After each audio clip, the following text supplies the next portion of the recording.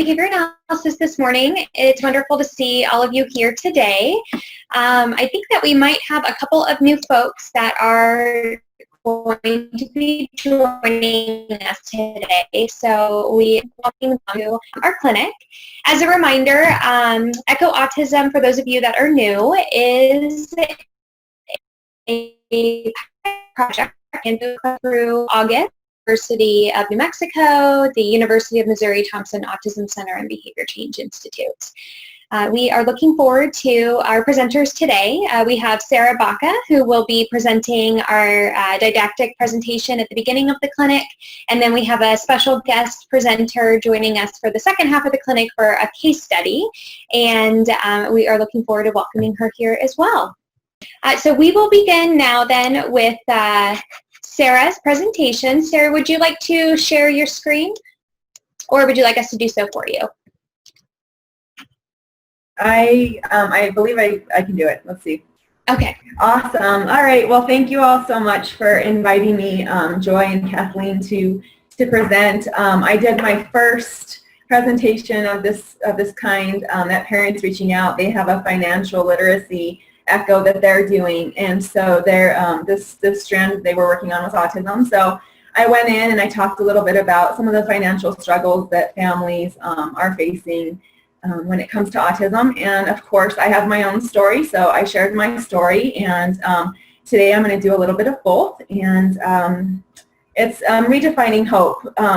Along this story, hopefully you'll learn how hope was redefined in our lives. And I'm a very emotional person. No matter how many times I do this, I still cry. So because it's my passion and it's become a huge part of our life. So just bear with me, please. So again, my name is Sarah Baca, and I'm a wife to Amos, a mother to Deegan, Preston, and Cruz. And Deegan is my oldest son. Preston in the picture is the little guy in the middle getting squished, and Cruz is my rambunctious 5-year-old. He, I don't know if you've ever seen that thing that says, like, I'm the third child, I do whatever I want. Yeah, that's Cruz. So he does whatever he wants. I went to Eastern New Mexico University on a tennis scholarship where I had a passion for sports, and I wanted to be a sports broadcaster. Unfortunately, getting time in the studio wasn't possible because I was out on tournaments and playing tennis year-round, so I kind of had to decide what I wanted to do after college. I still am very active.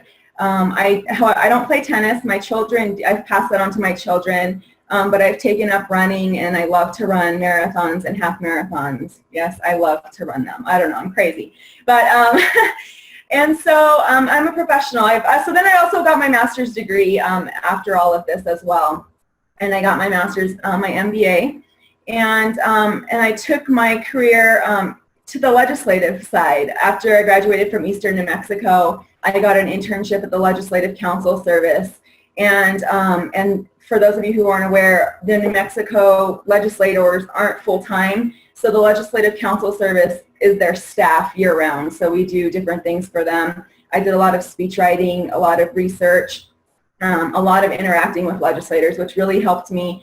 It kind of paved the way to where I am today, and you'll see the little pavers on my screen, because I think each one of these reflects of where I am today and how it's paved the way to where I am. So that's a little bit about me. So at 30 years old, I discovered who I was. I was a mom, a wife. I wanted to have a successful career while maintaining a family, but I was missing one piece. I didn't have a passion, although I loved tennis and I loved to run and I loved the legislative stuff that was going on. I loved politics. I didn't have a passion. I didn't really feel like I was, really making something of my life at the time. So, and then I just also didn't have a purpose. I felt like I needed to do something where I was, where I wanted to be. Little did I know that on January 7th, 2010, when we left the pediatrician's office, I would soon know exactly where I was meant to be and what I was meant to do. In 2010, our life took a screeching halt, a stop. We were forced to look back at what we thought was just slow development. We were forced to look at, oh, you mean like this stuff isn't typical? He wouldn't do everything when he was ready? Sure, he would play with other children if we just forced him in the room. Oh, and he just wants to play with things that have wheels? No big deal. Preston hit his head on the floor, and we thought that was okay. He didn't show us any affection. We just thought he hated to be held. We were forced to look at that it wasn't, that looking people in the eye was really kind of important. On June 2010, many call it D-Day, some celebrate. You have a huge range of emotions. We felt relieved, we were overwhelmed, we laughed, we cried, and we still doubted ourselves. We still weren't sure, is this really autism? Google became our best friend, and later I would learn that it was really actually an evil best friend. You realize that you need your family and friends more than anything. I had a very, very close family growing up, and to this day, I couldn't be where I am without my family, without my parents. And I think that that's been one of the most important things in my life, is really just getting closer to them and having them help me and my husband and my family on this journey. I was also very scared because I didn't know what the future held for my son, for my family.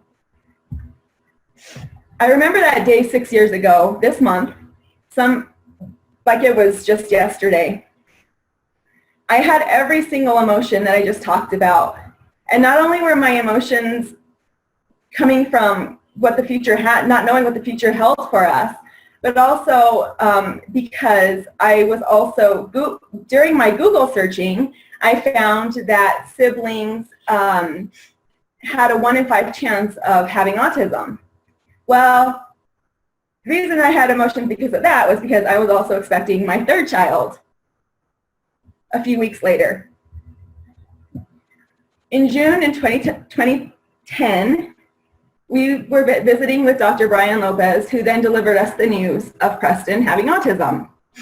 Sure, we had 4 months had gone by, and we had done research, and we had understood, what autism was, but even going into that meeting, it was still really, really difficult.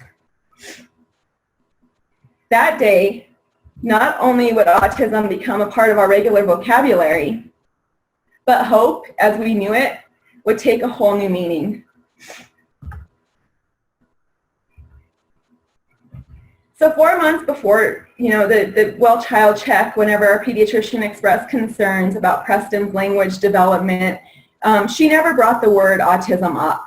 We kind of left there, and with those characteristics that I mentioned at the beginning, we started researching those. And so we discussed them with our early intervention specialist that was coming to our home. And then that's when autism really, really became a huge part of our vocabulary. And then, of course, in June 2010, when Preston was officially diagnosed. So 4 months before that, I had never even heard the word autism. I had never even met anybody with autism. I didn't know any family members that had autism. My husband, we looked, we researched that. We didn't know what autism was. I was questioning everything I did as a mother. Yes, because there we go, Google again, so evil. I read articles about, the mothers and whatnot. And so I really started questioning everything I did as a mother. And I was going to do everything I could in my power to make sure that I could provide for Preston to be the best that he could be. And regardless of autism or not, I really want all of my children to be the best that they can be. And so Preston is, I realized is going to need a little bit more help doing that. And so then I started researching my options. And reality hit like a ton of bricks. At the time, I was working for the state of New Mexico, and guess what? Our insurance didn't cover autism. Then we were done with early intervention, so now what? My husband and I both worked, and we didn't qualify for Medicaid. We tried and tried, and we just couldn't do it. So, I could quit my job, or he could quit his job, but I have my master's degree, and those student loans aren't going to pay for themselves. So that was really not an option. We have good insurance. We work full time, but it wouldn't cover autism services. Why? We were hitting roadblocks. left and right. So after all those bricks were thrown at us, I decided to reach out to other people because I knew that I could not do this by myself, that my husband and I, even though we had a great network, and I had to meet other families, other parents who have raised children. I had to meet adults who have autism themselves and learn from them and talk to them. So I would soon learn that after that, our struggle was similar to so many families. And there were some that would leave me in awe. I thought that my story, that we were hit with a ton of bricks. There's so many families out there that have bricks thrown at them constantly. So I decided after that, I reached out to the New Mexico Autism Society and I started volunteering with them because, again, I could not do this alone. And learning from families and talking to individuals was one of the best things that I could have ever done. And my parents always instilled in me, and working in the legislative sessions and different things like that, I learned that if you want to be the change, you have to take action. And so that's what I decided to do. I decided to share our story, use my education and my professional career to help families and help try and pave the way for other families that are going to be coming through New Mexico. And I've never been afraid to speak up. So that's a trait that my parents always instilled in me. And of course, to be the change, you have to speak up. And during one of my first years as the executive director, I was brought on part-time. I really worked closely with legislators and the governor's office to try and get insurance reform in New Mexico. And it wasn't just my effort, it was the effort of so many in the autism community that have worked tirelessly. And they're my role models and my mentors to this day. So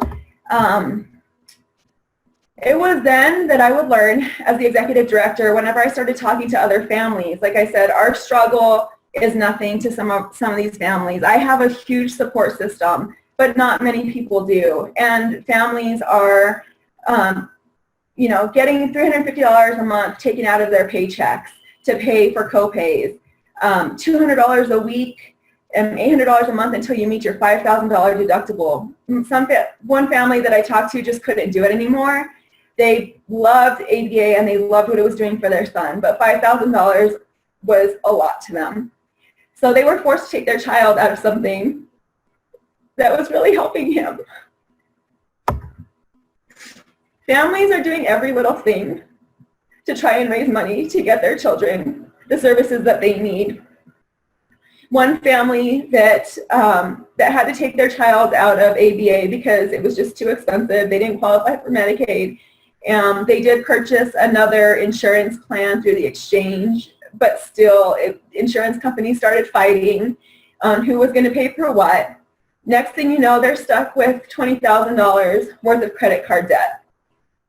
They are having a benefit concert in the park. The mom's a photographer. She takes donations to help pay for her son's, the debt that they've incurred during his therapy.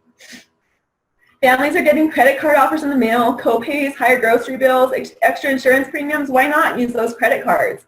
Families are racking up credit card debt left and right because they're getting the offers and they can't afford. They know that the child needs the services, so they're putting it on credit cards.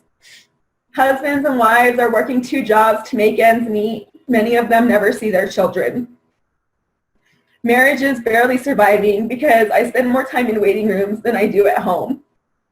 Luckily, I'm blessed. My marriage to Amos has been for 9 years. We've been married for 9 years, and we've had our ups and our downs, but we're still trekking along, and it's because we communicate. And although Amos doesn't know as much about our son and autism as I do, he trusts in what I've learned and how to help him.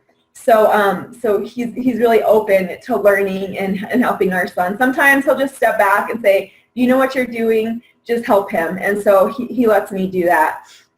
We still don't have services for Preston, so it's made it a little bit extra stressful in our marriage because my husband works for the railroad, and they're one of the insurance companies, or one of the self-insured companies that doesn't provide autism services. So, you know, we've had to do everything, learn everything, and help our son the best that we could together, and of course with our family. Parents are driving 90 miles a day for therapy appointments for 3 years of service, and this has been happening for 3 years because services are not offered in their area. Parents are financially struggling because they can't trust anyone to care for their child. The parents both work full time. They're forced to make a decision oftentimes on who stays home and who goes to work, and that means their income is cut in half. And many of these families, that's when the husband or the wife take on 2 jobs, because having your income cut in half is a struggle. It's really hard. There's many families who struggle because their children love horses and horse therapy, and it's been a blessing to them, but the insurance companies just aren't covering them. So they're having to pay out of pocket for each lesson. Many families are forced with the decision of what to do. Like my family, we are forced, okay, our insurance company isn't going to pay for ABA. Actually, any autism-related services, if we have the word autism in there, they won't cover it. And I've fought, and we haven't been successful, but I won't give up. So many families are deciding, it was recommended that by the son's teen that they be seen by a speech therapist, an occupational therapist, and receive 20 hours a week of applied behavior analysis. The time that the mom has to take off work, the amount of money that is spent on gas, not to mention my insurance premiums and co-pays, what am I going to do? Many families are forced with that decision, and they feel like they're failing their child. And autism affects adults too. I recently talked to a mom and dad who have a 40-year-old son with autism, and he can't get a job. He's brilliant and could be considered a mathematician, but put him in an interview with 3 people staring at him, he can't remember anything. The husband and the wife would like to retire, but they can't afford to, as it will put a hardship not only on them, but their son's well-being as well. I think we all get it, and I know all of you are in homes with families that understand that families are forced to make really, really hard decisions. Many families are going into debt, broken families, divorce. Families are desperate, and you sometimes get that feeling of helplessness and hopelessness. You lose hope. It's very easy to lose hope, and so. The cost, again, I mean, I could go on and on, but the lifetime cost for a child with autism is huge. So redefining hope. At the beginning, I talked about, I had that quote about hope, and whenever I started on this journey, when I started my professional career, hope was not anything like it is now. I was, I had a hope of getting married, finding a career that I loved. I hoped one day to have children. All of these things had to do with me or my family. And in June 2012, when I found my purpose, when I found my passion, and hope, hope was really redefined at that point. And it became amplified when I took the role of the executive director of NMAS. I go to bed at night hoping that there will be acceptance and opportunity, not only for Preston, but for all individuals affected by autism. I hope that one day families will not have to choose between putting food on the table and providing therapy for their loved one with autism. I hope that instead of paying $20,000 in credit card bills, it can be put away for college. Financial hardships don't leave a family homeless. And the father who works 2 jobs to pay for expenses that come with having a child with autism will be there one night to tuck in his child into bed. I think we can all agree that hope really does change everything. I've had my moments of doubt, no, for sure. I mean, there's times whenever I've wanted to give up, whenever I get so discouraged after getting denial letters and having to take my son to the doctor because he's having stomach issues, and getting discouraged because he needs his teeth pulled out, but our insurance company doesn't cover the anesthesia that it takes to do that. I wanted to give up. But even just saying the word hope does something to my soul. It changes my perspective, and I keep on keeping on. I wanted to thank all of you on here today, because there, at one point or continuously, you are a beacon of hope for a family.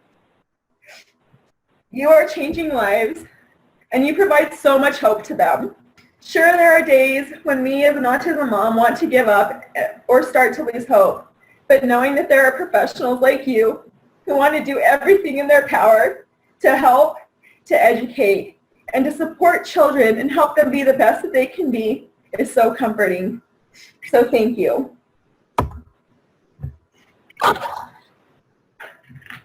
And that wraps up my presentation. This is the New Mexico Autism Society information, nmautismsociety.org. I hope,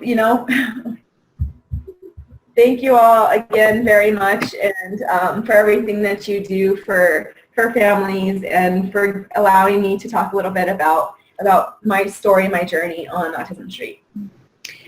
Thank you, Sarah, so much. That was so beautiful, and we appreciate you sharing with us just your raw emotions and so passionately, because one of the I think the defining features of Echo Autism that's different than the other Echo clinics is the incorporation of a parent on the panel. And this is one of the most critical pieces, is bringing all of these points of service together, and knowing that the work that we're providing, and always bringing it back to the family experience and the child experience. And one of the pieces that you mentioned in your presentation now that I feel like you bring up frequently when you're presenting your perspective and offering us with recommendations while we're working with families is, what is that network of support that the family has, and how important that is for your parents to be able to connect with the network or get that support. And so having your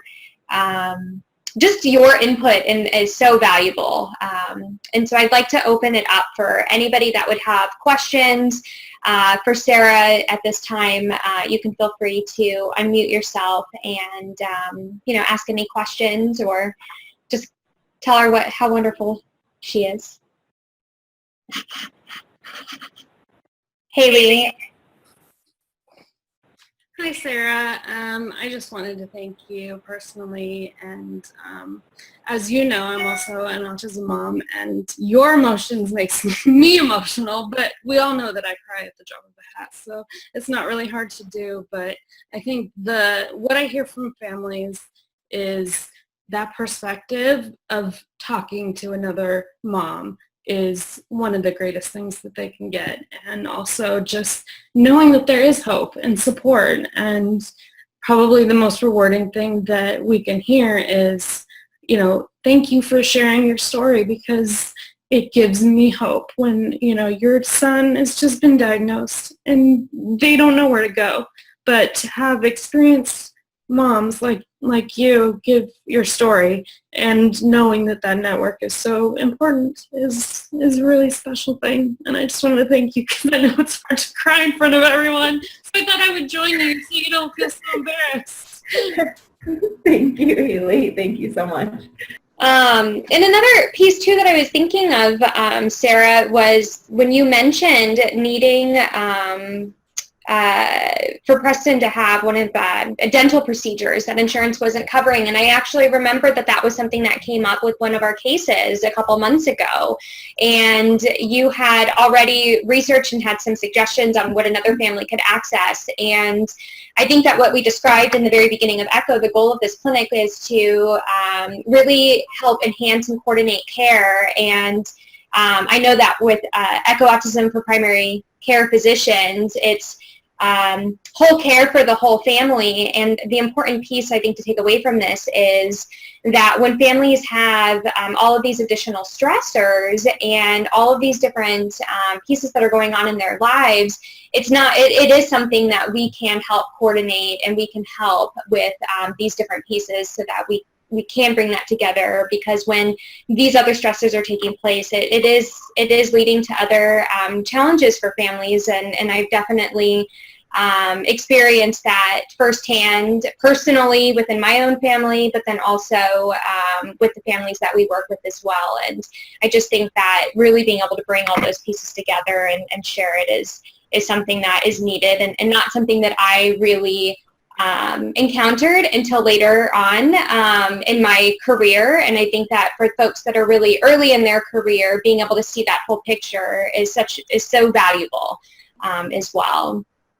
If anybody else has any other questions, Sarah is one of our panelists that joins us every clinic, and she is always here to provide us with valuable feedback and insight for our participants who are joining us. So we will have many other opportunities for you to learn from Sarah as well. But again, thank you so very much, Sarah. That was just beautiful.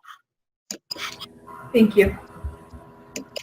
All right, so we are going to move on to our case study for today. So we have Jennifer Herbert, who is joining us from Trumpet Behavioral Health, and she has been working in the field for 24 years, and will be presenting on an individual who has some more significant safety concerns, from my understanding, with elopement and wandering. Some of those concerns have even led to the child wandering into the middle of the highway, I believe. And so I think that this will be a wonderful learning opportunity for all of us to be able to learn from you, Jennifer. Wonderful. Well, I'm super excited to share with you this. Let me see if I can share my screen. Can you see this now? Mm-hmm. Yes. Fabulous. Okay. So like I said, I'm Jen Herbert. I'm a senior clinician with Trumpet Behavioral Health. And I have a client that I'm really excited to share with you. We have had a little, something new happen as of last week that I'll share with you also. But so we're going to call him Aaron today. And the target behavior that we're going to be talking about is elopement. So he has been a client with receiving ABA since 2008. He is 14 years old. He lives with his mom and his dad, and he has a typically developing high school sister. He attends an autism-specific middle school program. He will be transitioning to high school in the fall. His mom is very involved, super grateful. We say that she is the sunshine behind the clouds. So she is dealing with a lot of very concerning behaviors, and she's always so grateful, so lovely, so appreciative, and she really, really wants to do whatever she can to help her son. Dad, kind of like Sarah was saying, Dad works very full-time. He leaves early. He comes home after 8 o'clock every night. He is really committed to his work so that he can provide for his family. So he's not at all involved. We actually very rarely see him. It's interesting to note for later that he has had one therapist with him essentially since he started services, which is very unusual. But in his case, he has the same therapist that's been with him since he started in his program, or very early on, and she has wonderful instructional control over him. So his elopement history, so I took on his case about a year ago. He was found on the roof of his home multiple years ago. He went out the second-story bedroom window, and as the therapist was leaving, she saw him on the roof and went back in, and they were able to get him inside safely. Multiple years ago, he eloped in the middle of the night to Target, and he was found by the police. He was standing in front of the Target door, waiting for it to open, I believe around 5 o'clock a.m. There have been other nighttime elopements. Most of the times that he is leaving, so elopement is leaving without permission. The other times that he's eloped has been primarily at night. His mom does take him out very regularly. Almost every night they will go somewhere, so perhaps that is why nighttime is more prevalent. He has multiple and consistent elopements from mom while in the community. So he will run away from mom fairly consistently. So we have a variety of strategies in place. The first one was that when I took over the program in May from another fantastic clinician, he had an elopement plan in place. So there's a card with phone numbers to call, rules about maintaining visual contact at all times, and a variety of preventive strategies to keep him safe. All of their doors, including this up and down garage door, are all alarmed. The front door is also padlocked. The door leading to the garage, that doorknob is missing. And so the family uses a chopstick to open it, and he has not yet figured out how to use the chopstick. So they're not going to put a knob on because that's an additional safety measure. That all adults know how to do it, but he does not. All the windows upstairs are all nailed shut. And we have parent outings. He is on a DRI where he is reinforced for staying next to mom. His mom wears a resetting timer, a motivator.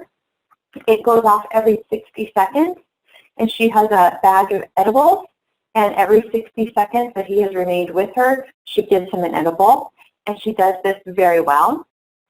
I don't think that she does it when she just takes him out, but when we go out during sessions, she runs it very consistently. He had a medical alert bracelet, but he broke them. He is incredibly strong, and so he can just rip them off quite easily.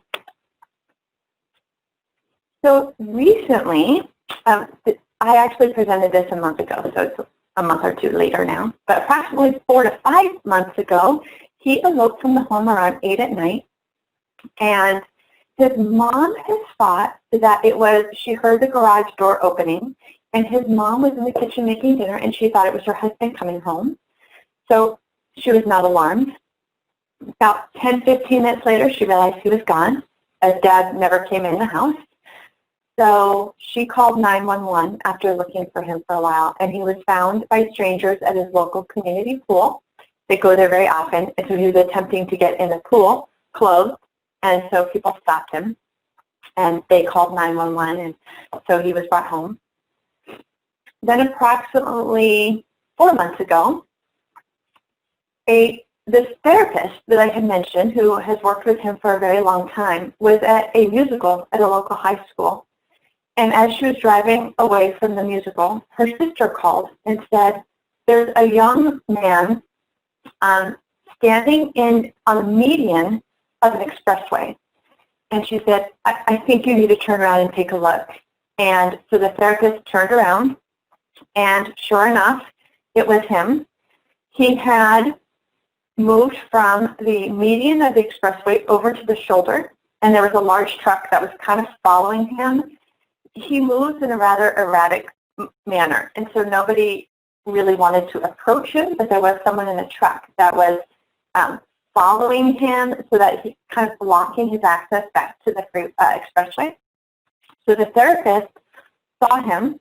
She had to make a U-turn, but she called out the window and told him to stop, and thank goodness he did. And so she was able to make a U-turn. She was able to keep him there, work with the police to get him home safely. And we believe he was walking to a trampoline place that's multiple miles away from his home, but that is the street that they take to go to the trampoline place, and he was headed in that general direction. So just by grace, he was found by his therapist and was okay. So we have a hypothesized function. There's 2 different elopements that we're seeing. We're seeing this leaving his home, and then we see leaving the adult that he's with. However, we feel like the hypothesized function is access to community locations. He's trying to go to places he really likes. The time of day is not something that he is yet understanding, and so he goes whether it's open or not open. So For the other elopement, which is leaving mom, we're doing our parent community outings, which for now are on hold because we're working on leaving the home and crossing a door barrier. And we also started working on an eating program for dinner right prior to his major elopement. And so we're working on an eating program. So this was put on hold a little bit. But he was on an FR 1-minute schedule. Elopement was leaving the location. And the therapist, who had been with him for quite some time, had been taking him on these outings with mom. And his data was looking great. He was staying with his mom very consistently. So I started subbing a session once a month. And the data went from essentially 0 instances per outing to 1 to 4 per outing. And the protocol said that mom, once he eloped one time, mom was to remove him from the environment. However, mom was at the grocery store, needed to finish her shopping, so it was just observed that when this is happening probably in real life, mom needs to finish her shopping, so she's not following that part of the plan of removing him. But she does remove him after 2 to 3 elopements. And lately, he has been eloping towards other people to sniff them, in the armpit, the hair, and so after 1 or 2 of those, she'll bring him home because she's concerned about how people are going to react to that or how they are reacting. But what we saw was that there was a real contrast between when the very well-known therapist was running the sessions and when a more novel person was running the sessions. So for this elopement, we feel like the function is access to community tangibles, be able to touch people, he'll grab food. He's quite quick. He might try to eat food in the grocery store. So we have a couple of hypothesized functions. And they did do an FDA on this prior to my arrival, and that is the function that they determined. So for teaching strategies, we added to the parent remind him of the rules prior to entering the community. And we're doing new parent training and ongoing conversations about her comfort level. So when I came in, the definition was that he had to stay within 3 feet of his mom. But now he's a teenager. Sometimes he just goes to look at something. And so his mom actually feels comfortable with him going 5 to 8 feet away from her. So we're redeveloping that, talking with her about when 5 feet, when 8 feet, she feels like that's still safe versus when it's not safe. His mom is taking up running as a hobby, as a sport, and so she's actually able to catch him pretty quickly. And so as she has been doing things to make herself feel more confident in being able to catch him, she's more comfortable with him going farther. And then for the elopement from home program, we're working on a program that we're showing him pictures of different locations and having him identify, is this a place that's okay to be alone, or is this a place that you need a grown-up to go? So due to the real severity of his leaving the home, we started a reactive strategy of punishment. We've tried some reinforcement strategies also. He's reinforced for staying with the therapist during the session within the room or within the home. Yet we did implement a punishment protocol for when he leaves the house. It is so dangerous, so significant. So we decided to, we are staffed 2 to 1 when we run this strategy, this protocol. We have the rules and the contingencies posted on all the doors and all the windows when we are running this at his church building, which is the second location that we're now running it. And the rules say you need to stay in the room, or you need to stay in the house. You cannot open the door. You cannot touch the door. You cannot open a window. You cannot touch a window without an adult. And then we leave the doors either unlocked or open, actually wide open, to indicate to him just that the door is not locked. You will be able to get out now. And essentially we're baiting him to leave so that we can teach him the contingency. So we have 2 of us wait outside the house. And as soon as he sees us, he actually goes back in pretty quickly, with the exception of one time. But we wait outside the house, and if he leaves, we remove all privileges, preferred privileges for 1 hour. So on these rules, it says if you leave the house, you will not have computer for 1 hour, your tablet. He prefers one of his preferred activities. He's a 14-year-old boy. He will be in a bed with a massager, and so we will remove those as well. And we also have pillows to block SIV. His SIV is in the form of head banging, and so we have pillows and we're ready to block. And another reason we have 2-on-1. We also have a parent data sheet that indicates when elopement attempt or elopement occurred, and what was the antecedent to that, or what was happening in the environment, and then what consequence. And okay, so let me talk a little bit. You might be asking yourself, did you do an FA? We actually did not do an FA for this. We determined that due to the, first of all, is it was happening rather infrequently. It had been a series of a year, 2 years, and then we saw 2 instances within a couple of months. And so we determined that, first of all, we did not want to reinforce the behavior even one time. And in an FA, you provide the opportunity, and then when the behavior occurs, you reinforce that. And we did not want to reinforce this even one time. We felt like that was not a safe thing to do. We also wanted to jump in right away, and we felt like we had a pretty good hypothesized function. He was not going towards people. He was not seeming to seek attention. He was heading towards a specific location. So at Trumpet, we have something called a peer review that is a wonderful opportunity for us clinicians to bring cases that we have questions about, that are more difficult, that we just want more brilliant brains on. So we brought him his case to the peer review. And one thing that really resounded to me in the case review was that he is not going to be a safe adult, very likely. So how do we best prepare him and prepare his family for a life of keeping him as safe as possible? So we have started a desensitization program for wearing a GPS. His history is that he strips naked to have a BM. So he is now keeping more clothes on to have a BM. But when they tried this initially, he would rip off his medical alert bracelet at that time. So he may be willing to wear it throughout the day, but then he would remove it. We're also, okay, so now he is wearing his medical alert bracelet with no problem. He wears it throughout the session. At the end of one session, the therapist forgot to remove it. We texted Mom. Mom said, okay, I'll take it off of him. So he is now wearing it for long periods of time. Mom can put it on him. So we are now going to transition that to him wearing, because it's very flat. So now we're going to transition to him wearing a watch that has a kind of bigger base on it.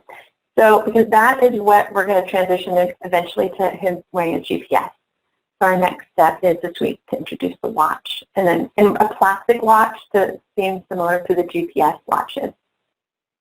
We did try to put a little GPS. Well, we tried to put something in his pocket, hoping that maybe we could put a GPS device in his pocket, but he took it out right away.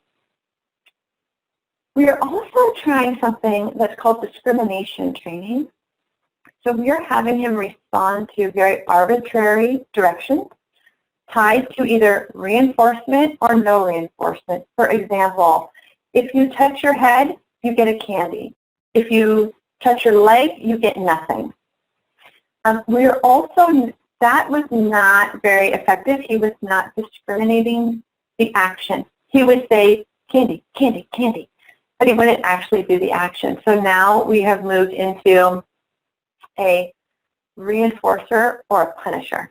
So if you touch your head, you're going to get the high chew. If you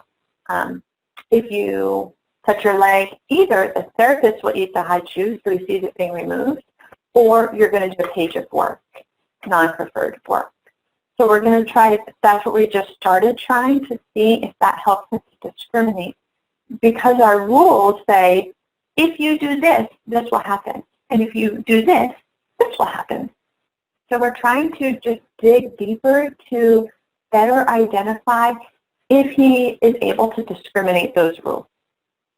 And that's hard for him right now. So we're changing it up a little bit. We're also working to partner with the local police, the community, with a letter with a picture of him. So I'm helping Mom write it, but Mom will be the one to finalize it, to share it for HIPAA compliance. And we'll also have Mom and Dad's contact information. And so we are standing outside of this child's house for 2 hours on a Friday night, on a Saturday. And so we have had a couple neighbors come and inquire. And we're just saying, we're here to help the family. If you want to ask, Mom, Dad, any questions, they'd be happy to share with you why we are here. And then we talked to the mom about writing a letter to the neighbors, and she said that she's done that. So she's written a letter to the neighbors explaining why we're out there, what our goals are, so that they don't think that we're like casing the house. We're also considering teaching him to give a card when he stops by the adults, and he wants to get to his community location. So the only card that we could think of that he might be willing to hand to someone is, I want my mom's car, because that is another thing that he likes. He likes going in the car, and so we're thinking about teaching him to give a card that says, I want my mom's car. Please call her and have the number. Because if he stops and he can't get to that community location, perhaps Mom's car and getting a ride in Mom's car would be the next motivating thing that he may be willing to request. So we've started our interventions, and we'd like to talk with you a little bit about the effects that we have seen. One thing is that we have gotten so much better parental report about current and recent elopement in the community. Before this, we were doing our outings, but we were not fully aware of the current levels of his elopement and how often he's eloping. And so now we have weekly conversations with Mom about how often is he leaving. And it's just a more common conversation. When he leaves, Mom is very open to telling us, it's not her fault. She's doing the best that she can. And so she's very open to reporting. He is now wearing his medical alert, and so we're now moving into the next step to get him a GPS device.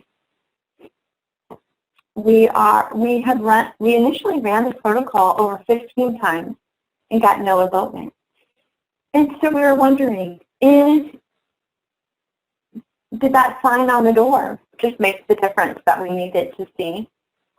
And we would have Mom go out and get the mail and leave the door open a crack. We would have Mom be really noisy as she unlocked the door to let him know that the door was available to open and to go out of. And we just weren't seeing anything. However, after he left 5 sessions ago, and the past 5 sessions have all resulted in elopement. And so we did run the protocol. He has had access to that contingency multiple times now.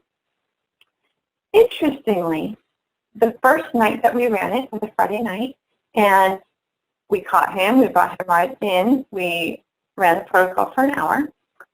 The second Friday night, he asked his mom if the therapist was out there. He asked by name if she was out there.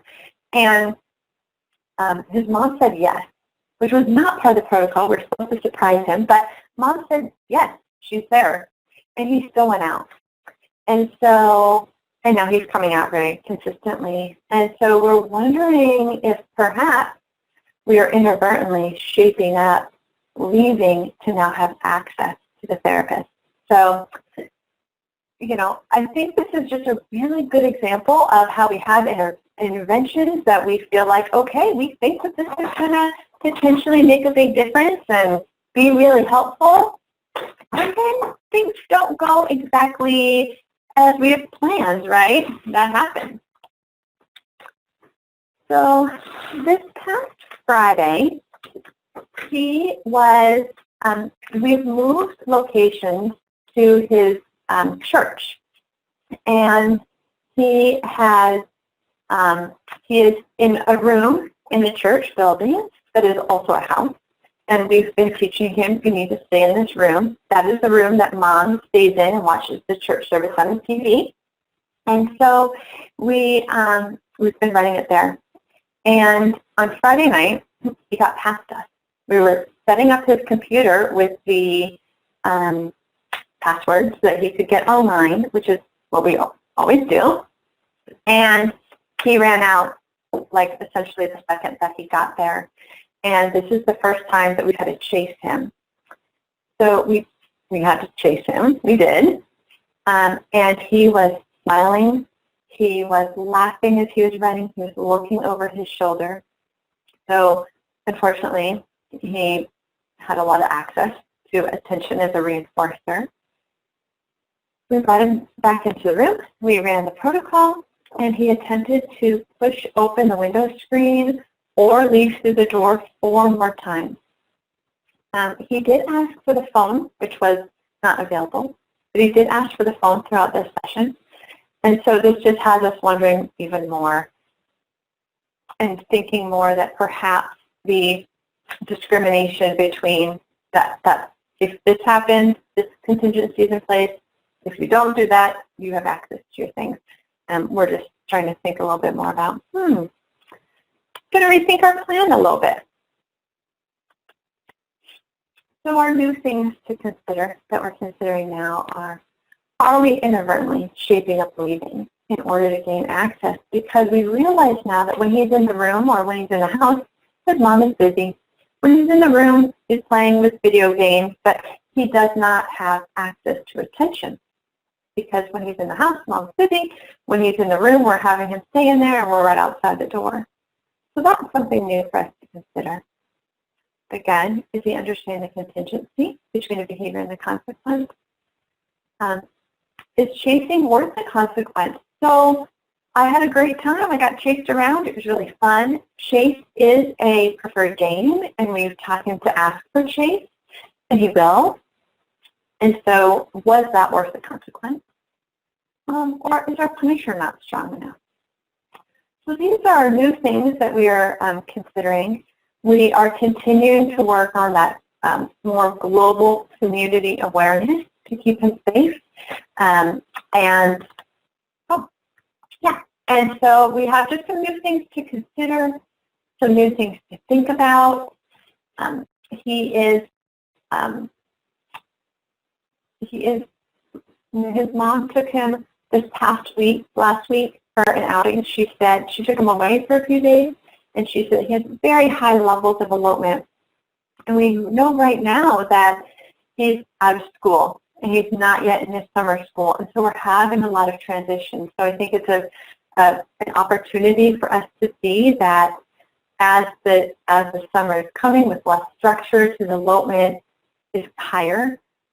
His elopement with his mom is higher, so we're continuing to work on it. And I think that we're going to be able to come up with some new strategies, look at some new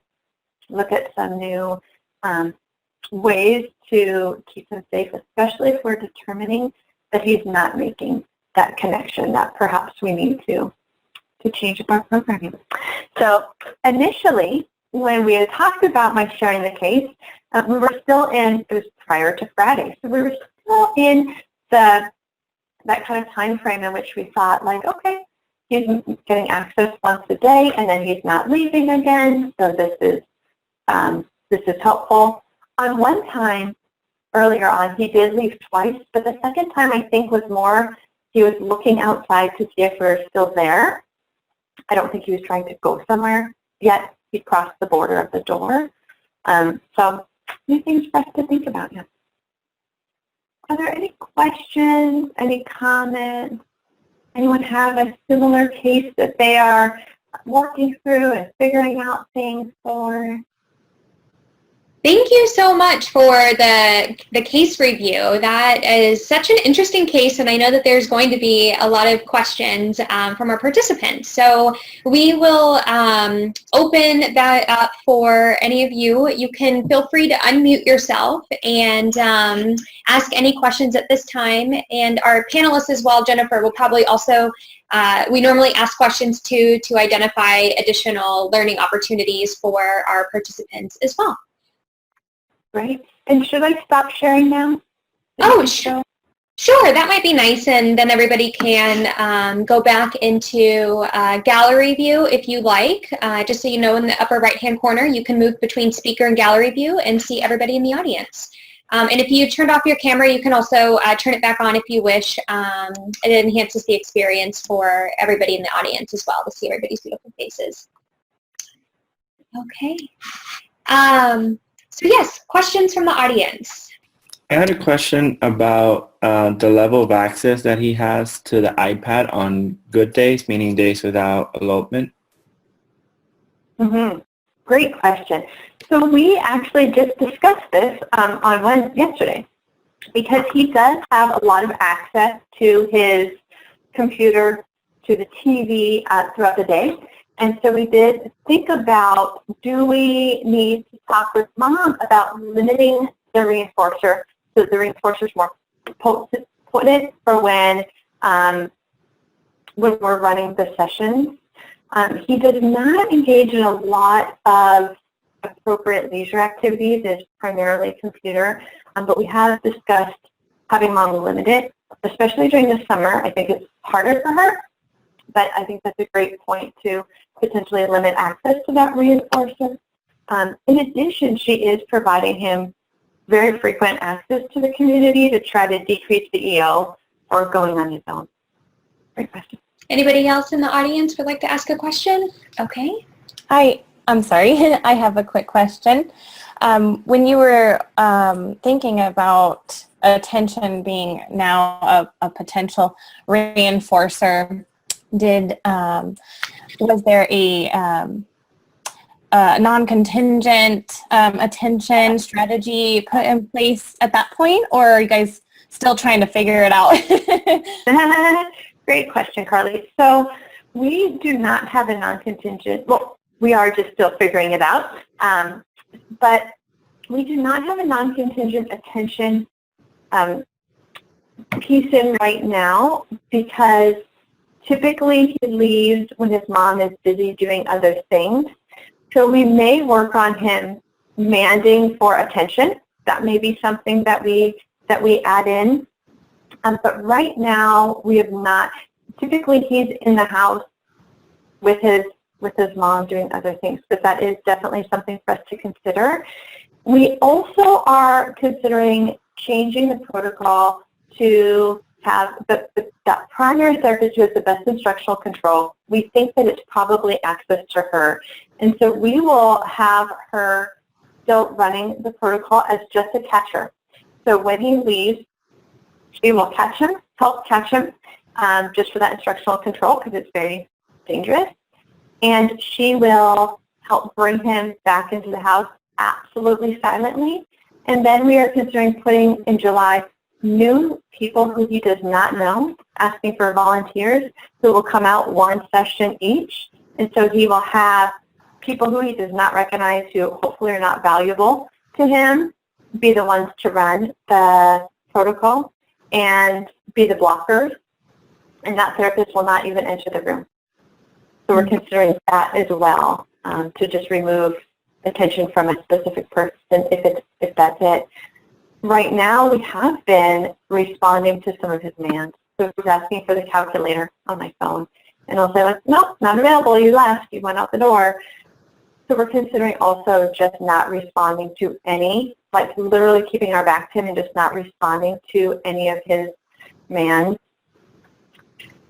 He does have very severe SIB, where he, bleeds on his head from SIB. So we're in this place of trying to manage what's safe and how far can we remove attention. Mom is all for the protocol.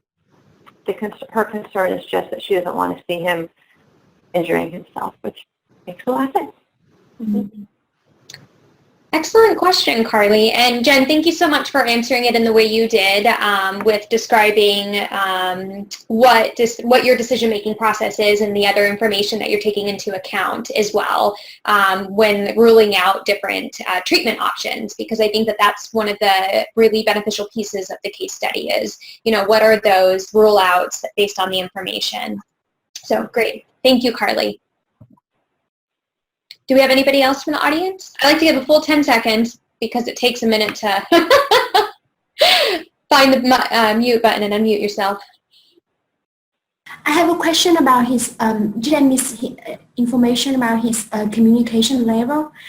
I remember you said that you put the movie in front of the, like his level of mending.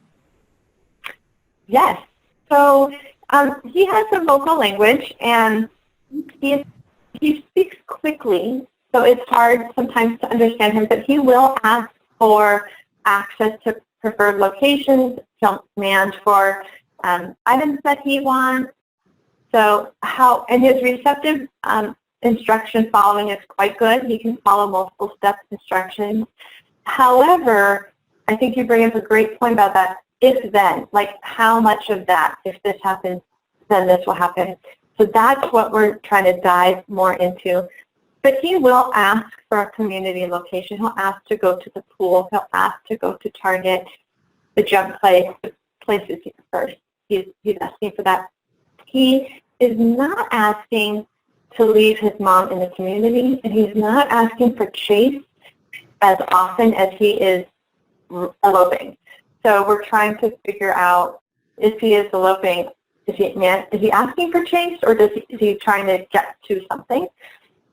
So we're working right now on having him demand for chase more often. And we're also working on his, continuing to ask for when he's with mom in the community, if he wants to go to the chips, we're working on him saying, I want to go to the chips. I want to go to the meat section. What sections he wants to go to in the store. Mm-hmm. But right now, he's still leaving without asking. Great. Excellent question, Ling. That was one of mine, so I appreciate that. All right. Let's go ahead and see if the panelists have some questions as well for you, Jen. And Zoe, would you like to comment or ask questions? Let me see if I can unmute you if you can find your... I think I got it. Okay, thank you. Yeah, hi Jennifer, thank you so much for that presentation. I think this is, as we know, it's a huge issue and very scary for parents and hard for us as providers and supporters to negotiate because the consequences, right, it's very dangerous. So I appreciate this a lot. I had a question about moms. So the consistency of mom's ability to implement some of these strategies without you all there. Sounds like there's a therapist who's been with him for a long time who has a real strong instructional control. And I wondered how that was for the mom out in the community, because she's really 24/7. So I wondered kind of where that was at. Yes. So great question. Thank you. So we had thought that she was running the protocol more consistently, and then I started going with her and saw that that really when she's at the grocery store, she's trying to get a couple more things, and we'll give him a couple of opportunities to elope before she runs the go home part of the protocol. And so we've just been engaging her in conversations and asking her what really works for you. And I think that's been the biggest conversation in terms of she's comfortable with him going farther than was on the protocol. And so, okay, if you're comfortable with that, then let's change up that protocol so that it reflects that, so you feel like you can catch him. But if he goes around a corner, then what? So we're having more conversations with her about what she's comfortable around, and also about the importance of if he's going to elope a few times, then we're kind of teaching him that eloping a few times is okay. And just talking with her about how we would much prefer for her to be able to just say, nope, you ran away, let's go, to keep it very, very consistent. She's more willing to do that now in the grocery store. She says, like, okay, I can do that at the grocery store, I can do that at the library, but when she takes him to a local amusement park that's about probably 25 minutes away, she says she doesn't want to do it then. And so we're just having those really honest conversations about, okay, so in what locations are you going to be like, I'm a stickler on this, I said if you leave, we're going home. And then in the community locations where she's not, she knows. I drove all the way down here, we've gone through the admissions line, like I want to stay and I want him to have fun. Kind of how to make maybe something like that more visual for her. We're still figuring that out. Any ideas are welcome. Of how to make that clear to him, because it's really hard. It's hard for her. And you're right, she's with him 24/7, and her going home every time is very punishing for her. She wants to go and have fun. And when she took him away this weekend, they were gone, and he was eloping. And so perhaps having her run some type of differential reinforcement system with him in the park more often. So maybe it's not that you go home, but maybe something else occurs. So maybe if you run, like, you're going to have to sit down here for a few minutes. Maybe if you run away from me, I think not getting access to the reinforcer is not powerful enough right now in some of the locations. So what else can we add in that mom can consistently do that does not mean that you have to go home? Because that she can't do, or she's not going to do, and that's okay. So what else can we put in is now the conversations that we're having with her. Especially as rough as last week was, and as mom came back from this vacation saying, like, holy cow, it was so hard. I was so afraid. He was running away from me so much. It really opens up the opportunity for us to say, okay, here's where we are right now. What are we going to do? How can we come up with some strategies? And two other quick questions. I just wondered what, if Dad was involved at night at all, if he was involved in any of the protocol or involved in any of the strategies, and then sister as well, right? He has a high school age sister. So I just, being a social worker, I just kind of wondered what that family dynamic looked like. Great question. Right now, the only people running it are the team and mom. We have not seen Dad, even when we're there in the evening time, the Friday night. He's not been home. We're there from 7:30, 9:30. We've not seen him home yet. So Dad is not running anything. Dad has a copy of the protocol, and the high school sister is in and out. So we've not included her yet, but I'm going to write that down because I think that's a great thing to think about, especially having his sister involved, who may be open to participating in that. Thank you. Thanks, Jennifer. I appreciate you answering questions. It's so very helpful. Oh, good. Thank you. I'm so thrilled to be here. If I've not already said that, I'm so thrilled to be able to share through kind of what we're figuring out, what we're learning, some ideas that we've come up with a combination of a bunch of great brains, and also to hear any other insights. I'm curious to know, are any of the therapists men that deal with him, or? Yeah, interesting. Yeah. Okay. Yeah. And I also did have the same question as Zoe as far as the dad. What does he do about it whenever he leaves? I mean, I wonder if he's ever just like, you know, this is not going to happen again type of, like, from him. I don't know. I mean, I know with my son, when my husband talks, he knows it's okay, I got to stop, you know. But so I'm just wondering if that's ever.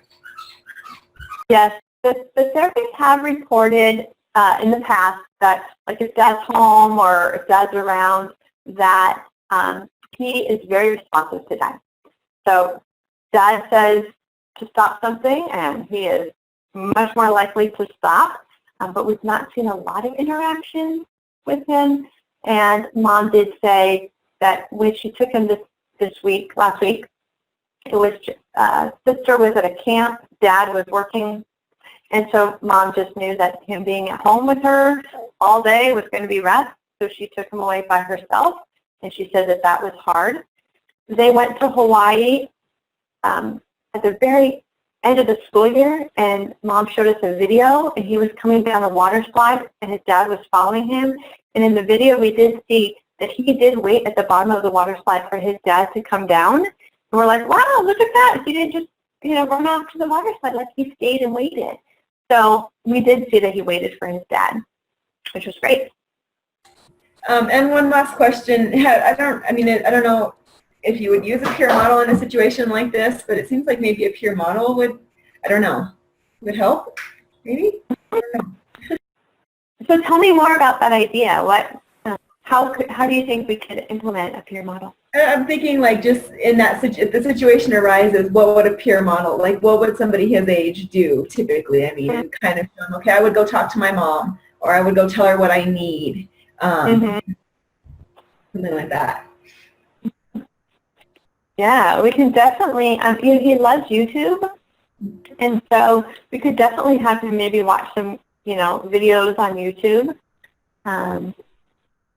of like someone wanting to go somewhere and ask. I can find everything on the internet nowadays, right? Right. Just as long as it's not food. No, I'm just kidding. We'll have to screen it carefully. Well, I was thinking about like before moving to a stronger consequences like a punisher, I was thinking about how to make the consequences more salient.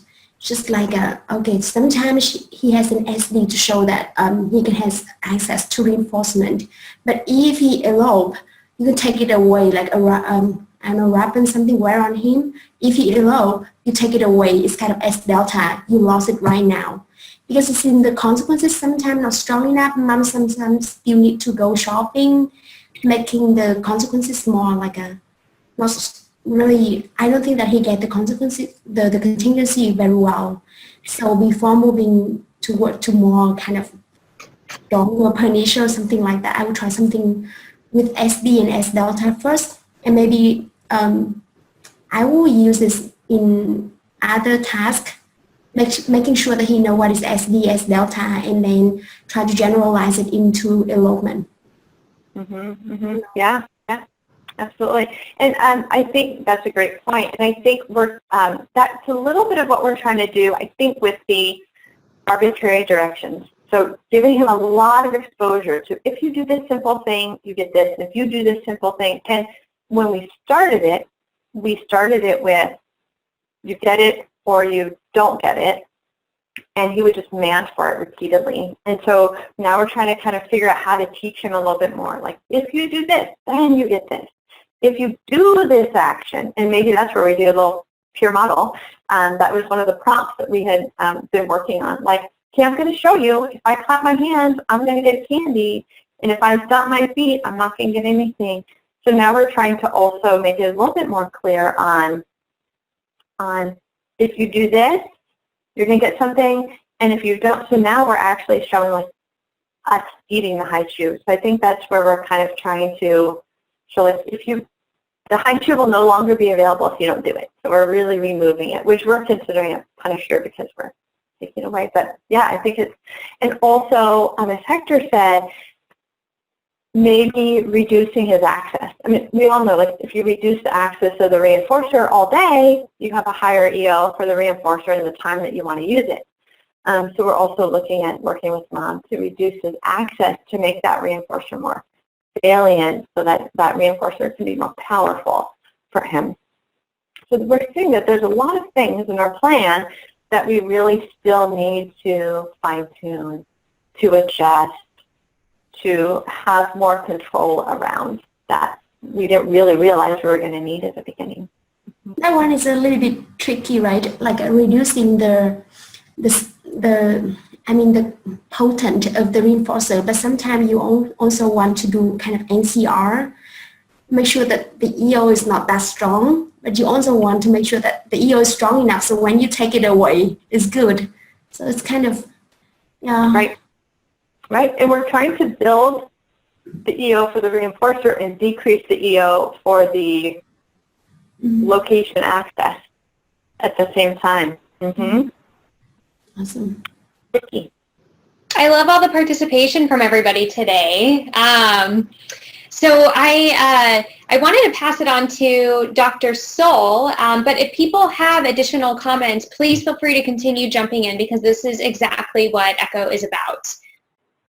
Agreed. Hey, everybody. So Kristen Zoll, pediatrician from Missouri. Really good to see some of you that I've seen before. Welcome to our Vietnam friends. It's so happy to see you guys.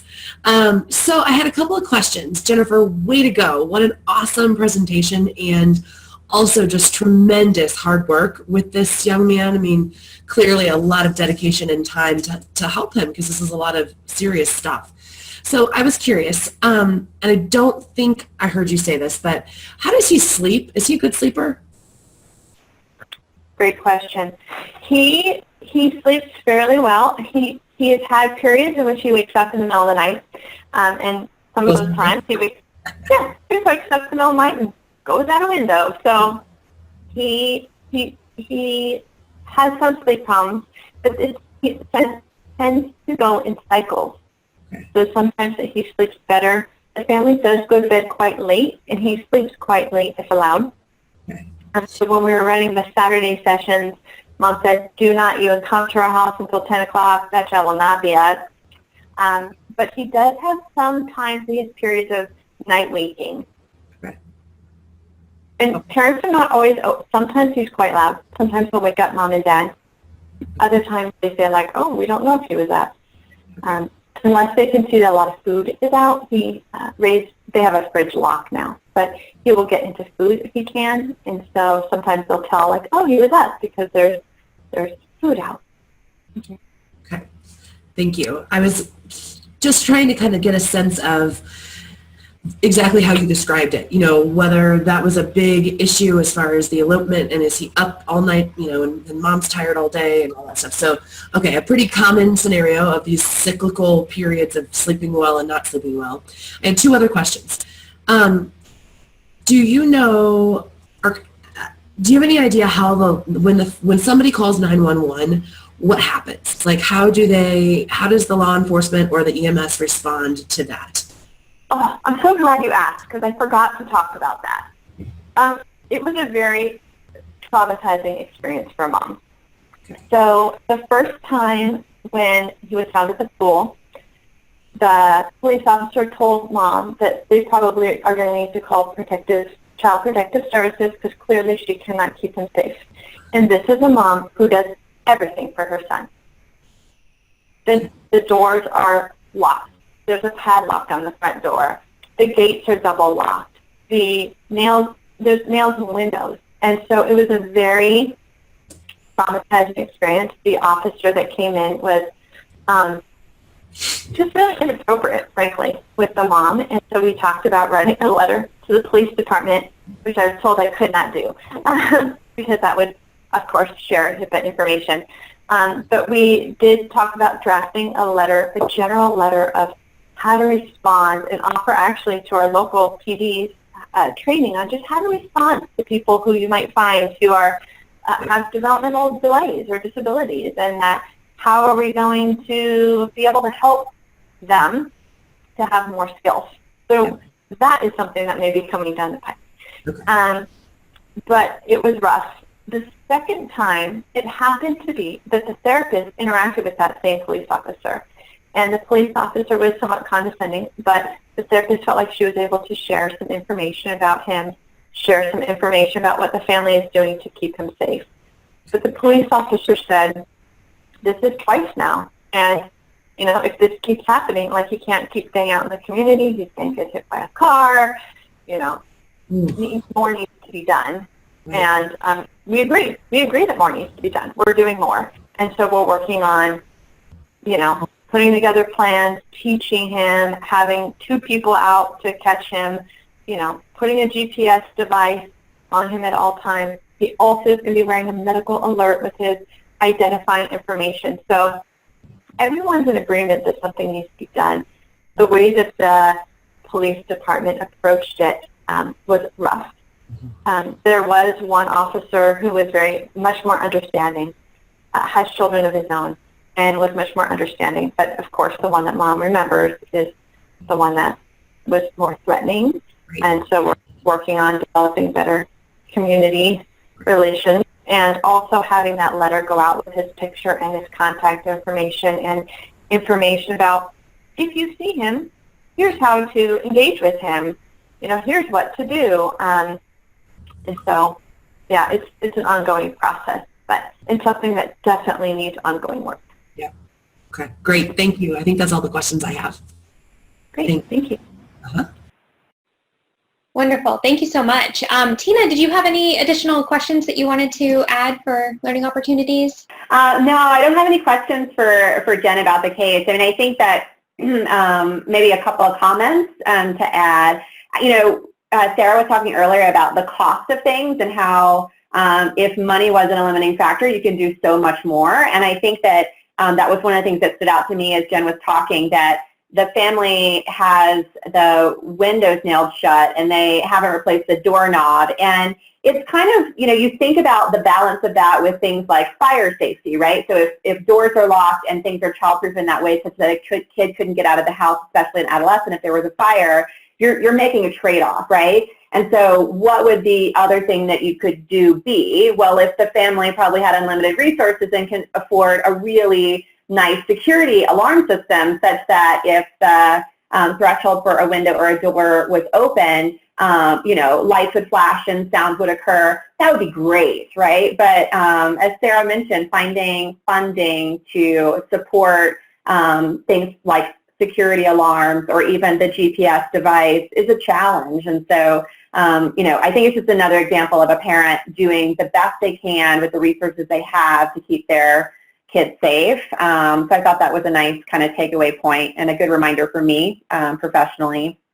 And I think, you know, the other thing that's really, I think, compelling about this case is that it's easy to kind of lump elopement into one big pot. And I think, you know, the other thing that I took away from Jen's presentation is that there really are two very different things occurring here. This leaving the house as a low frequency, high intensity, risky behavior. And then there's just being in community outings and separating from mom, and the need to sort of have really tailored, individualized protocols for both of those types of elopement is key. And I have been really impressed with the way Jen's been thinking about those separately, because I do think that they deserve some separate consideration.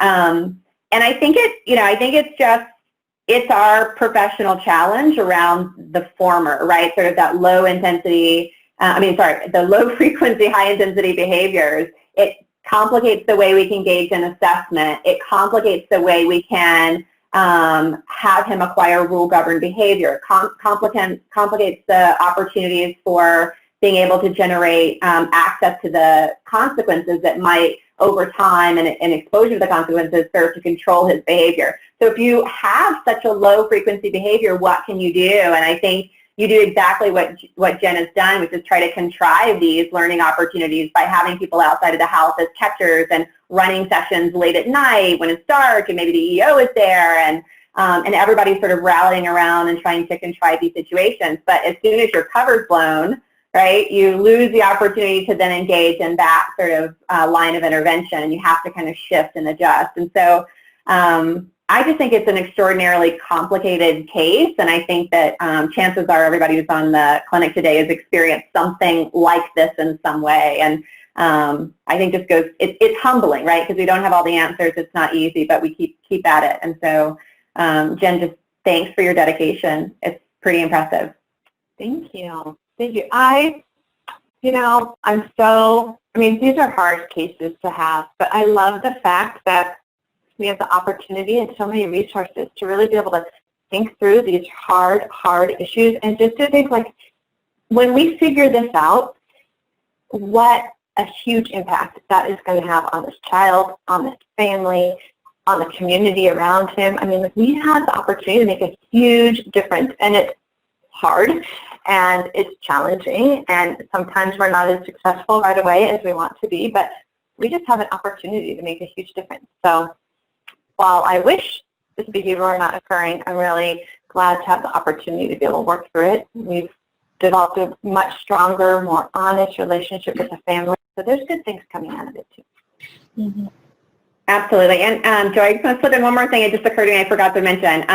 I think the other thing that, as Jen, as you were talking, that came back to me is that notion of keeping him safe in the interim, right? So if we can't eliminate the behavior from occurring, what can we do to ensure that this kiddo remains safe? The GPS, at least trying to prevent by locking doors, reaching out to police. I think the other thing that we didn't talk about today in the context of this case, but I think is always an important consideration, are what other skills that need to be developed in order to eliminate risk to health or life if he were to be successful in eloping. So you've got that piece in there about him asking for a ride from his mom and maybe motivated to give that card over. I think in a lot of cases like this, we also think about pairing this intervention with pedestrian safety skills and water safety skills, right? So just focusing on other skill acquisition areas that relate to safety, such that if he does find himself in a really vulnerable position, there may be some things that he can hold on to keep his safety and well-being intact. So just another, consideration for cases like elopement, because we know our kiddos are such high risk for drowning or other pedestrian injuries and things of that nature. So just another thing that popped in my head as you were talking about the case. Yeah, absolutely. And he's been working on street safety since I think the beginning of this program, and you never know if out in the community and getting free access and without an adult as a SD, if he is going to follow those rules. We're hopeful. I mean, the fact that he was in the middle of the intersection and he crossed. He did not use the crosswalk very clearly, but hopefully he's looking for cars. Hopefully he's judging at what point is safe to cross. But yeah, and I think the water safety is a really good one too to be considering. Mm-hmm. Yeah. Well, Jen, I just want to thank you so much for taking the time to join us today, and want to just reiterate that this was a wonderful learning opportunity, because I do think that it highlights many of things that Tina was just mentioning as well. It's not just a straightforward case of how do we develop an intervention plan for this one specific behavior. We do need to be considering all these other adaptive living skills that are related to safety, the parent barriers. I think the financial barriers that were brought up both by Sarah and then again by Tina are important. It was making me think, has that been something that the family has pursued and looked into, whether there would be additional funding for some of the safety equipment that has been needed for him? Yeah, so they're able to buy the GPS and some of those, and the alarm system they've been able to buy. We actually bought a video camera that we can watch on our phones. So when he's in the house, when he's in the room now, we purchased that. Although at Amazon it was like $35. So we bought it, we put it up, and the companies, however, were able to use it to determine if that is a helpful device to be able to see, is he getting even close to a window? How often is he doing these things? So the family is just blessed to be able to afford the things that they need to be buying right now. I don't know what the insurance companies or what local regional center supports would offer, but that is something that we can definitely refer them to if we do need to go into some kind of higher cost things. Especially, they are going to need to determine if they want the type of GPS that if he breaks the barrier, if they will then contact the family, because those ones are a monthly charge, I believe, and it is not cheap. Mm-hmm. So right now we're looking at the ones where they can just watch on their phone where he were and locate him quickly. But then there's the consideration of perhaps even more safe would be the one where there's a company that would then contact you. Mm-hmm. So I'm going to write that down too, to look into other sources for that. Yeah, and it's wonderful that they are in a position to be able to afford it. And part of this, too, I wanted to bring up, because many of the clinicians on site or on the video may not, their families may not be in a similar position. And so thinking about those financial contingencies and what we can help connect families to and the resources, I'm going to give a plug for ECHO. or Echo Pro, Parents Reaching Out in New Mexico. They have an Echo based on financing for families, where families can specifically, you can present a case and determine resources that the family can access, and they will then guide you in connecting them with the different state resources that might be available as well. We just attended last week and presented for a family that we work with, and it was incredibly helpful. So I wanted to give them a little shout out.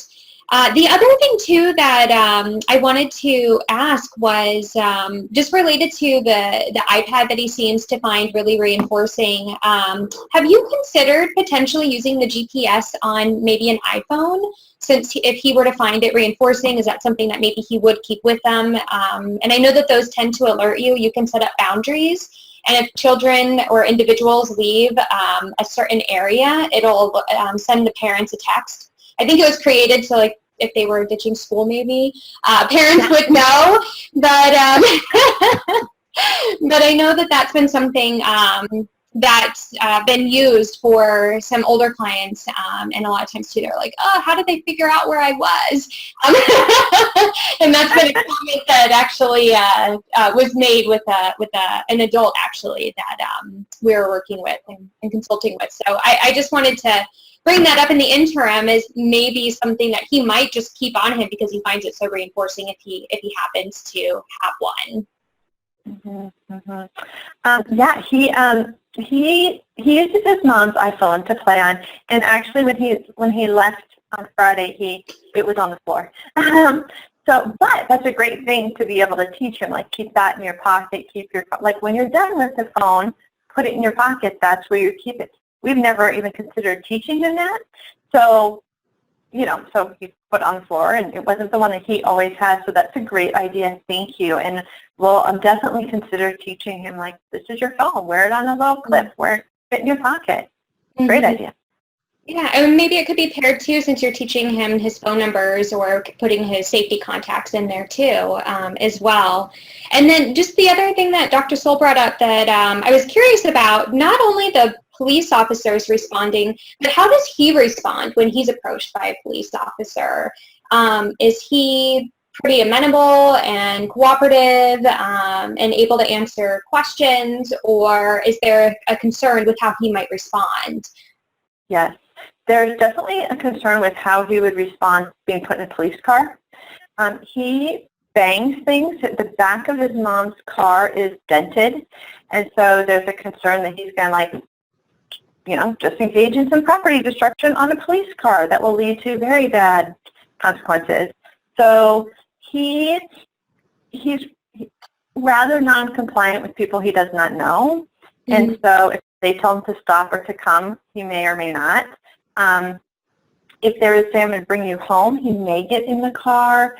I'm not entirely sure about how he responds with the police, but that is something that is also, that is of concern. And when the therapist found him, she was there, and the police were there with her, and they were trying to figure out the best way to get him home because they were concerned about putting him in the car. So they actually asked if the therapist would put him in her car and drive him home, and they would follow. Yeah. Because there's a concern about that, definitely. So he may or may not respond. His answering of his personal information is very fast, and he's not the best articulator. And so whether or not, if the police were to tell him slow down, he would slow down to the point at which they would be able to understand his address and his phone number. But if they didn't know to tell him that, they may just say, oh, he doesn't know how to really say it. Mm-hmm. So, yeah. Well, I appreciate that. Yes. Okay, I just wanted to jump in for a second because something that we found fairly useful, and it's part on the chat blog thing going on, there's a lot of talk about the Big Red Safety Toolkit, which I highly, highly, highly recommend. It's a great resource. It's free. It's called the Big Red Safety Toolkit, and I think Zoe put it in the chat blog. But the point is there's actually some really great resources about how do you provide proactive information to the EMS services in your area so that they have it on file, that when somebody, basically it's making known things like that. Ask him to slow down. Now, granted, it's not completely realistic to think that every police officer, wherever you live, are going to know that that's just the kid, right? But at the same time, sometimes it is, especially if he's going to end up being kind of a frequent offender, if you will. Not offender, but, frequent flyer, which hopefully we can help avoid. But having the parents fill out kind of this information sheet, and I know you mentioned that with the neighbors and some of the others, but actually, quote unquote, registering him with the 911 service is really helpful. And we encourage all our families to do that when we have somebody who's got this big of an elopement or even not this big of an elopement issue, so that they have a chance. The other thing I was going to mention very briefly, but is that really critical importance of working with the EMS and the police force on understanding autism, because just last week I was talking to a parent who lives in Ohio who had a kind of similar situation, and it was very scary. Like, he was very worried that the police officer was going to tase her son. And so my point in saying that is probably the sooner the better that you all can kind of do even just a 1 hour intro to autism for this particular police department would probably be better, because I can't even imagine how out of control things could get if users and who knows what started going on. So anyway, just some thoughts that I wanted to share with you. Yeah, thank you. I will absolutely look into all of that because that is fabulous. I'm also just now looking at the chat. Thanks for, I've been looking at that. So Kate, yes, absolutely. And we are also, we're working, we also talked about potentially doing a very short interval DRI. So if you don't leave for 15 minutes, I'm going to give you something great. And then if you don't leave for 15 minutes, I'm going to give you something great again. So giving him access to his videos, his computer, those things. We actually did talk about that also as a possibility, especially if mom will be able to remove that, because he has free access to his reinforcers throughout the day. So if mom can limit them during the day, then we feel like giving him, 15 minutes, you stay in the house, you get this, 15 minutes. So I think we'd have to be right now on an FR1 just to really teach it very saliently, but that's a wonderful idea. And we don't want to move up the Punisher. I think that the next step that we would even consider would be removing attention as a part of that. And so instead of just losing access to his preferred items, you'd also lose access to attention, which would be like a timeout. I think that is what we would consider next as a Punisher. However, that might lead to SIB, more aggression, and so we're trying to weigh through that. So yes, I think that your idea about adding in a reinforcer just for the short intervals, like now you've been successful, now you've been successful again, now you're successful again. Great idea. Thanks for sharing that. Hi, Jennifer. Oh, sorry. I was going to say, I didn't see that come through the chat, so I'm glad you did, Jennifer, and thank you. I had to step away for a minute, so I'm not sure if this was already discussed, and I'm not sure what the red box, the big red safety toolkit is. I'm excited to look into that. But I was just thinking of, the technology and how we have, or how there are those watch thingies that allow you to video with somebody else. And so him having more instructional control with the therapist and maybe his mom and whoever might have, the most instructional control in those safety situations, that concerns if he does get picked up by the police, being able to videotape in with mom or whoever it might be during those moments where she could guide him might also be helpful. I don't know how much those things are or how they work, but that's great. Really the video camera that we got, we didn't even realize because it was so inexpensive. We thought we were getting a cheapy one. It actually has have voice access, so we can talk to him when he's in the room, which I think will totally trick him out initially. He's going to be like, what? But that's a wonderful idea, the GPS, because then you're right, Mom could say, like, get in the car, sit down, put on your seatbelt, all of those things. Fabulous idea. Yeah, they have a lot of those too, where the parents can actually just automatically call in, and you don't have to answer it. Some of them are set up that way, so even if he doesn't answer it, they could just be able to listen in and identify maybe where he's located too. Mm-hmm. Fabulous. Yes. I'm going to check out the Big Red Safety Toolkit. I cut and pasted the link, because I think there's so many resources, but people just aren't aware of them.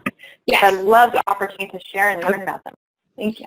And we would love if you would share your video camera, that you can also have that ability to talk through as well. So if you wouldn't mind sharing the link for that, then maybe we could go ahead and aggregate all of the resources that everybody shared amongst one another today. And we will put the big, what is it called again? The Big Red Safety Toolkit available too on Box, so that everybody can access that as well and utilize that at a later date too.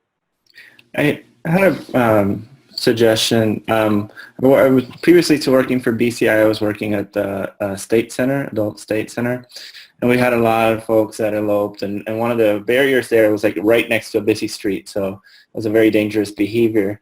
And I can't tell you that we were 100% successful with it, because but one of the main reasons why they eloped is I looked at it in terms of, and I think you're doing that, which is great, at two states, or two conditions, I should say. The condition of staying versus leaving, and what he's getting when he's leaving. But I think the most success that we had was looking at it from the standpoint, what would get me to stay? How could we enrich the environment where there is kind of a continuous schedule, or what you're talking about, short intervals of reinforcement, but just a rich, dense schedule of reinforcement. And it's looking like it's multiply maintained, so that involves attention, that involves tangibles, that involves many other items possibly. But that would be my main suggestion, is kind of decrease the MO to leave. And then kind of what you're doing, which is the least amount. I think you're still going to have to reinforce in the sense that there's going to be some degree of attention, but the least amount of attention, least amount of reinforcers that he could contact once he does engage in the behavior. But creating as big a contrast between those two, the behavior, whatever behavior gets him to stay and leaving, would be where I would focus. Mm-hmm. Yeah, that's a great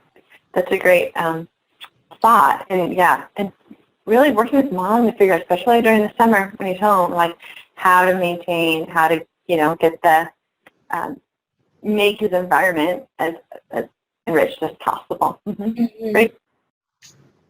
Yeah, I think that this was such a wonderful learning opportunity, and the ability to see the troubleshooting process, and you have implemented these strategies, but being able to work through and understand the process of fine-tuning and honing these strategies, and then the challenges that have come up, and then how what the next steps are for addressing them, I think is what the greatest strength of the Echo Clinics are the ability to be able to do that. And we really appreciate you allowing us to learn from your case and presenting to us today. And I don't think we could have had a better case also for some of our new participants to have the opportunity to join and see what ECHO is all about. So thank you so very much, Jen.